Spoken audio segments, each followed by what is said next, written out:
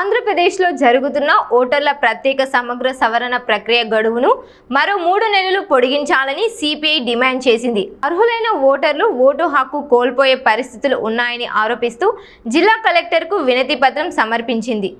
బిఎల్ఓల నిర్లక్ష్యం, సాంకేతిక లోపాలను సరిదిద్ది ప్రతి అర్హ పౌరుడికి ఓటు హక్కు కల్పించాలని సిపిఐ నేతలు కోరారు. ఎస్ఐఆర్ గడువును మరో 3 మాసాలు పొడిగించాలని భారత కమ్యూనిస్ట్ పార్టీ రాష్ట్ర వ్యాప్తంగా తలపెట్టినటువంటి కలెక్టర్లు, ఆర్డీఓలకు వినతి పత్రాలు ఇచ్చే కార్యక్రమంలో భాగంగా ఈరోజు కడప జిల్లా కలెక్టర్ గారికి వినతి పత్రం ఇచ్చి మరో 3 మాసాలు గడువు పెంచాలని కోరడం జరిగింది. అందుకు ప్రభుత్వం వైపు నుంచి మరో 2-3 రోజుల పాటు గడువు పొడిగిస్తామన్నట్టు చెప్తున్నారు.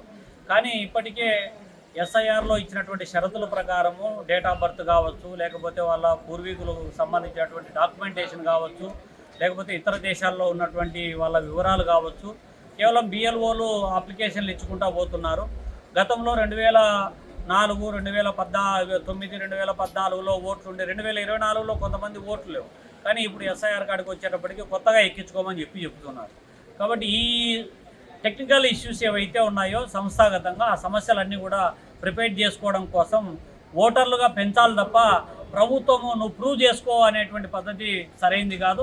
ఇప్పటికైనా ఎస్ఐఆర్ గడువు పొడిగించి ఈ దేశంలో ఉన్న ప్రతి పౌరుడు, 18 సంవత్సరాలు నిండిన ప్రతి పౌరుడికి ఓటు హక్కు కల్పించే బాధ్యత ప్రభుత్వమే నైతిక బాధ్యత తీసుకోవాలని చెప్పి ఈ సందర్భంగా డిమాండ్ చేస్తుంది.